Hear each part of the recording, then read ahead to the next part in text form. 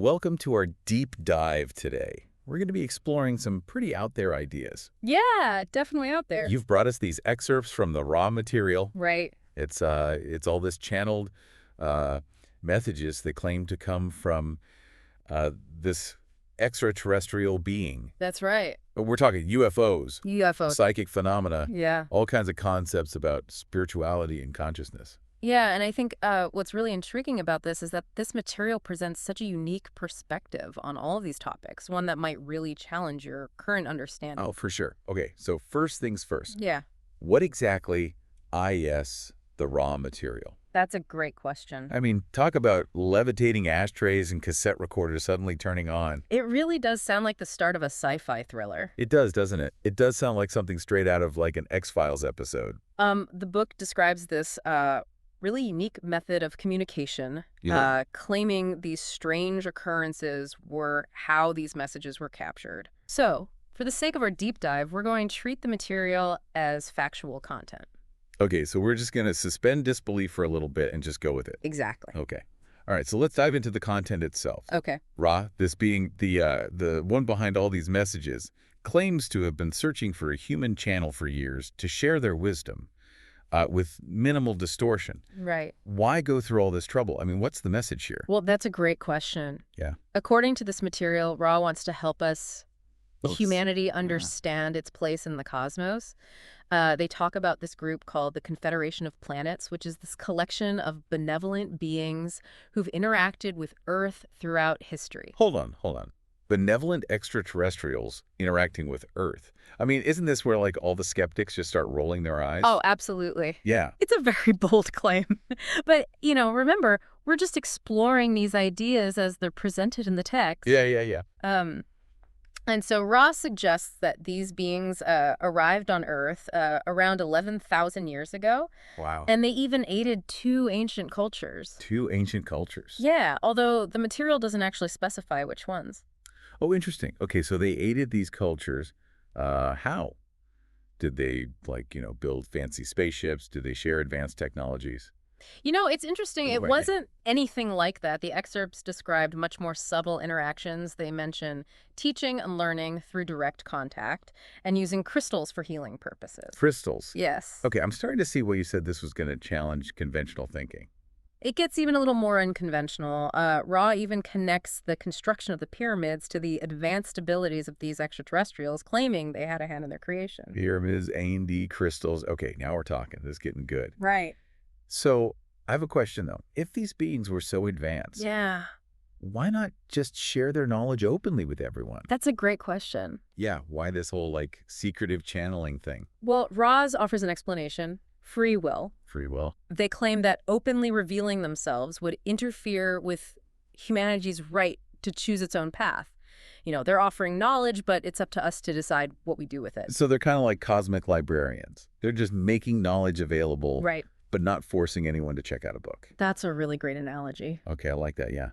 So this idea of choice, this idea of free will seems to be pretty central to Ra's message, huh? Yeah, it is. Okay. And they even suggest that there are beings who operate from what they call a service to self perspective, seeking to control and manipulate others. And this is contrasted with the service to others approach, which emphasizes love, understanding, and cooperation. So it's like a cosmic tug of war Right. between these two opposing forces. Exactly. And we humans are caught in the middle just trying to figure out which side we're on. Precisely. Oh boy, that's a lot of pressure. It is. And then on top of that, there's this idea of wanderers, Oh, yes. that you mentioned. Yes, the Wanderers. these souls from other dimensions who incarnated on Earth to help with its evolution. Right. And Ross estimates there are 65 million of them walking among us right now. 65 million. That's a lot of cosmic volunteers. It really is. I wonder if you're one. Maybe. Maybe I'm one. Possibly. Our fascination with this material, maybe that's a sign? That's an intriguing thought, right? It is. But ultimately, like you said, Ra emphasizes that each individual has the power to choose their path, to align with either service to self or service to others. Exactly. But if all these wanderers are here to help us, what exactly are they helping us with? What's so special about Earth's evolution? Well, that's where things get even more mind-bending. Oh, good. Buckle up. Okay, I'm ready. Ra describes Earth as being in the midst of transition to a higher level of consciousness, Okay. which they call a difficult harvest. Difficult harvest. Yes. They suggest that humanity's scattered thoughts and lack of unified direction Okay. are making this transition more challenging. All right, hold on. Harvest. And what does that even mean? So think of it like a graduation of sorts. Okay. As Earth transitions, those inhabiting it have an opportunity to move up to this higher level of consciousness as well. Okay. But it seems like, based on the material, not everyone will make the cut. Wait, so not everyone graduates. It doesn't seem so. Is there some sort of cosmic exam we have to pass? It's not about passing a test in the traditional sense. Okay. Ron suggests it's more about the direction of our energy, our overall orientation towards service to others or service to self. So basically, if I spend my life helping others, I'm more likely to graduate with the planet. Well, it's not really about tallying good deeds, but rather understanding the motivation behind our actions. Okay. Are we acting out of fear and self-preservation? Or are we motivated by love and a desire to contribute to the well-being of others? Okay, so I'm starting to see how this connects back to that whole cosmic tug-of-war thing that we were talking about. Right, exactly. Okay, so if this transition is happening now, I mean, what's it actually going to look like? Are we talking about, like spaceships landing on the White House lawn or something? Well, the material unfortunately doesn't get into the specifics about what this transition will look like, but it does offer another piece of the puzzle.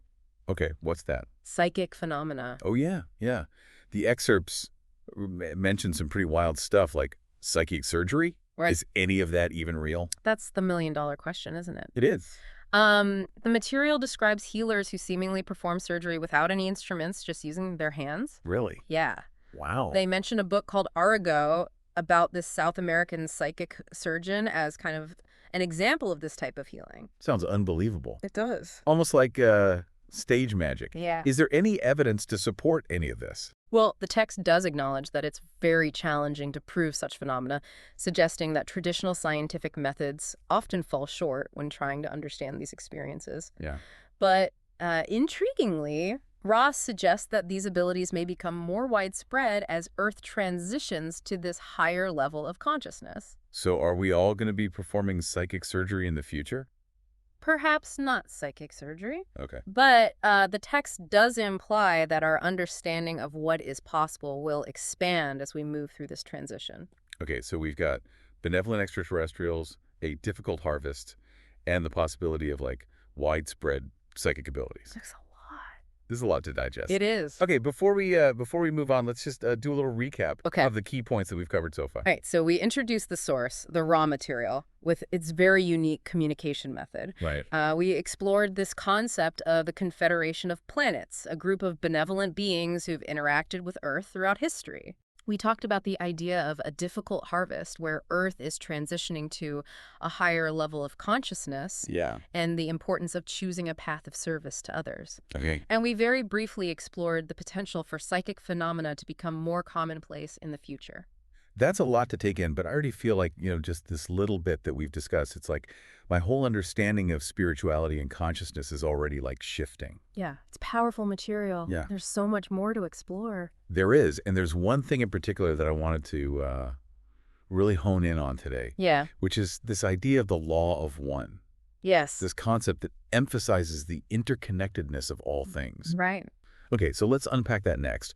What exactly is the law of one, and how does it tie into everything we've discussed so far? So imagine a tapestry where every thread, every color contributes to this single unified image. Okay. That's the essence of the law of one, recognizing that we're all part of this grand interconnected web of existence. Okay, I can visualize that. Yeah. But how does this tapestry analogy translate to real life? I mean, I still have to pay my bills and deal with traffic. Right. And it's not about denying the realities of everyday life. Wow. It's about understanding that our actions, our thoughts, even our emotions have these ripple effects throughout this web. Okay. It challenges us to consider the impact we're having on the whole, not just on ourselves. So it's less about specific actions and more about the underlying energy or intention behind them. Like, let's say, helping an elderly neighbor carry groceries. That's a great thing. Right. But if I'm doing it just to, feel good about myself, Right. It's not really aligned with the law of one. Yeah, that's a really good way to put it. The raw material emphasizes that service to others is a really powerful expression of the law of one. Okay. But it's not about self-sacrifice or martyrdom or anything like that. It's about recognizing our interconnectedness and acting from a place of genuine compassion and understanding. Okay, that makes sense. But this whole idea of interconnectedness, it kind of makes me wonder about those opposing forces we talked about earlier, the whole service to self versus service to others thing. Right. If we're all connected, how can there even be such like opposing viewpoints? Ah. It's like trying to weave a tapestry with two completely different sets of instructions. Right, and that's where this concept of densities comes in. Remember those levels of consciousness we were discussing? Yeah. The Ra material suggests that these densities actually represent different stages of spiritual evolution, each with its own set of values and motivations. So the service to self mindset, is that like a lower rung on the ladder of consciousness, and service to others Mhm. is higher one? Well, it's not about, moral judgment or anything like that. Oh. Each density has its own purpose in the grand scheme of things. Okay. You can think of it more like different classrooms in a school. Okay. We all start in kindergarten, learning the basic lessons, and then we progress to higher grades as we mature and evolve. Okay, I like that. That's a helpful analogy. Yeah. So where does Earth fit into this whole cosmic classroom? What grade are we in right now?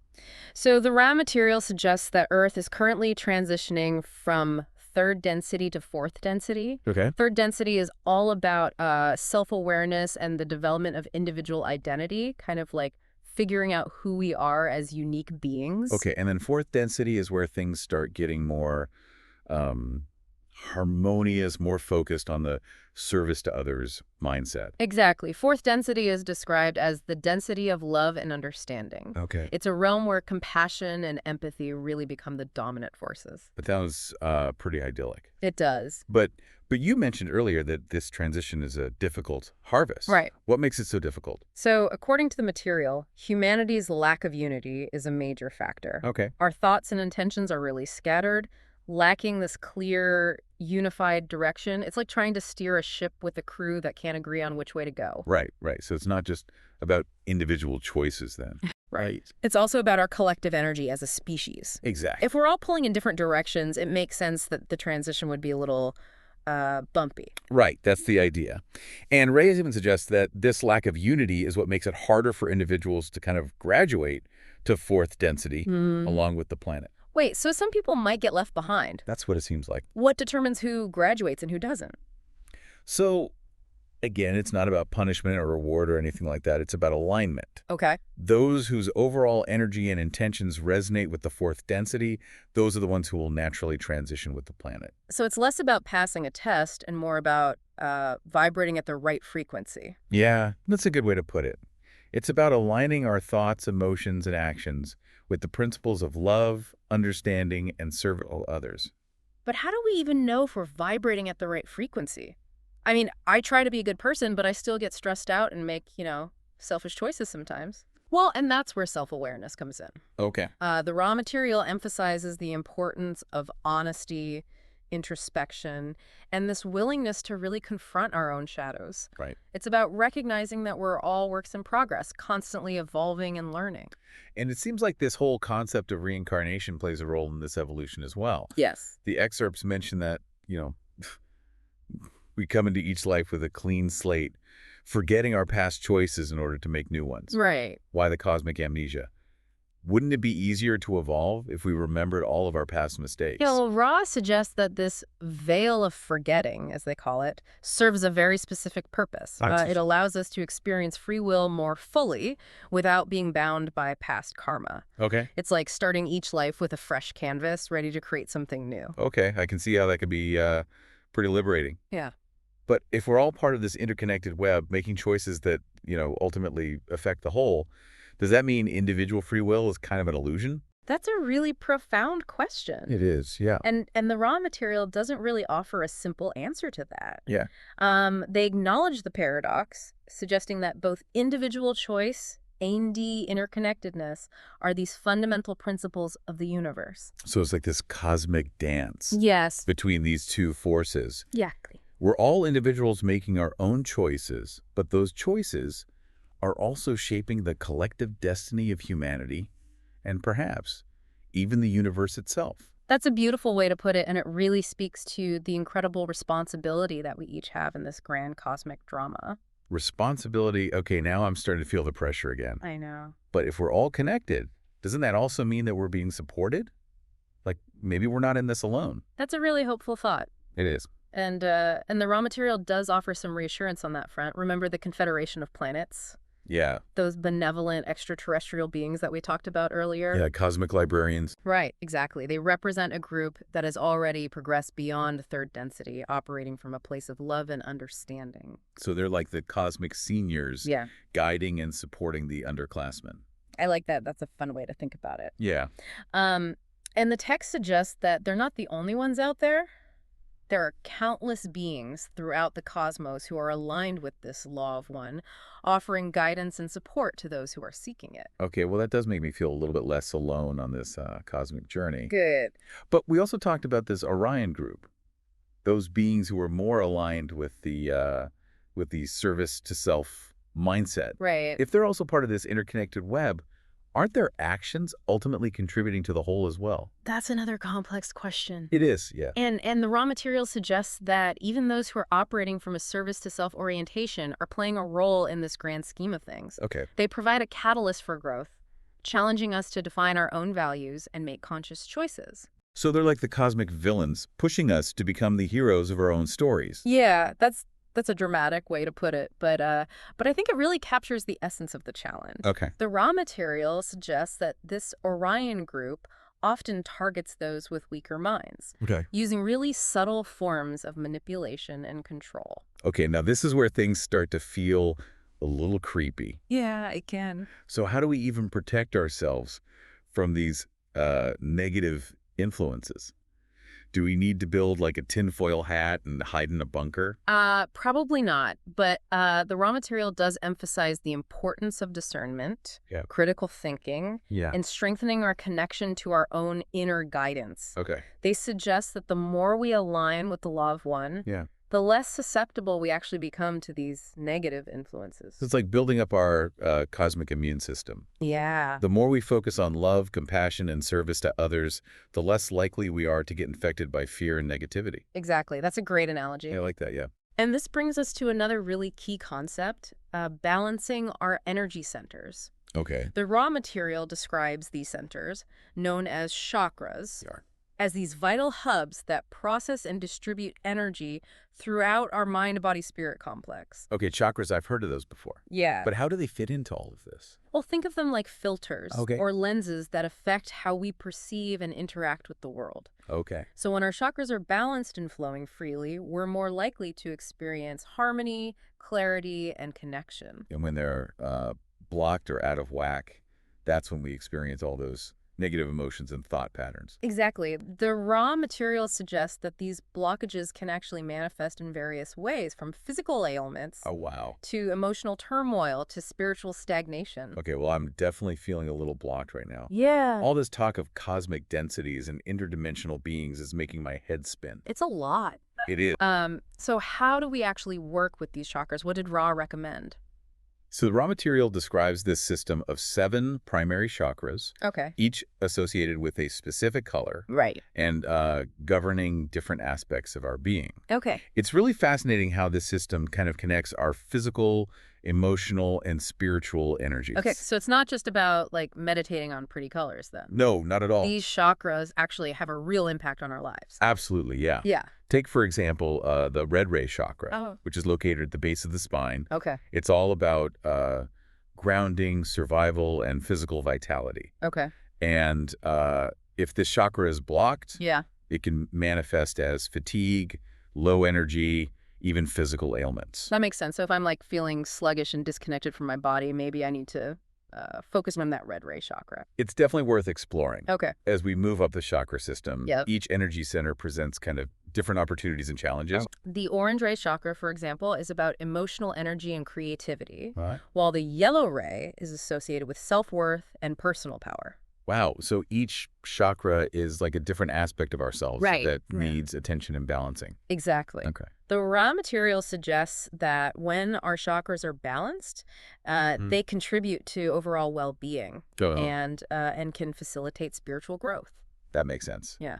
But how do we actually work with these chakras? What did Ra recommend? Well, the text mentions several techniques. Hmm. Things like visualization, meditation, and working with crystals are just a few examples. Crystals again. There they are again. They really do seem to be a recurring theme in this raw material. They really do. Okay. The material emphasizes the importance of intention and focused awareness when you're trying to activate and balance these energy centers. Okay. Yeah. So it's like we're giving our chakras a little boost Yeah. with the help of crystals.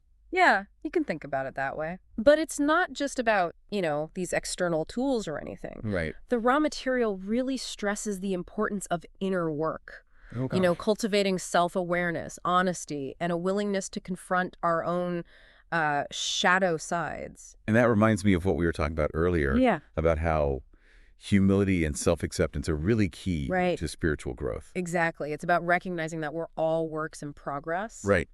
Even our perceived flaws, they can offer opportunities for learning and transformation. Okay, so we're working with our chakras, we're striving for balance, Yeah. we're aiming for that 51% service to others benchmark. Right. But I still have questions about this whole veil concept. Yeah. Why is it even there? That's a great question. What's the point of, forgetting our past lives and forgetting like our true nature as these spiritual beings? Yeah, so the veil of forgetting, the separation between our conscious and unconscious minds, this is really a central element in Ra's whole cosmology. And it serves several purposes. Yeah. One, it allows free will to operate more fully, Okay. letting us make these new choices in each incarnation without being bound by, our past karma. Yeah. It also creates the illusion of separation from the creator, Okay. allowing us to really experience this individuality and the catalyst of duality, the interplay of light and darkness, good and bad.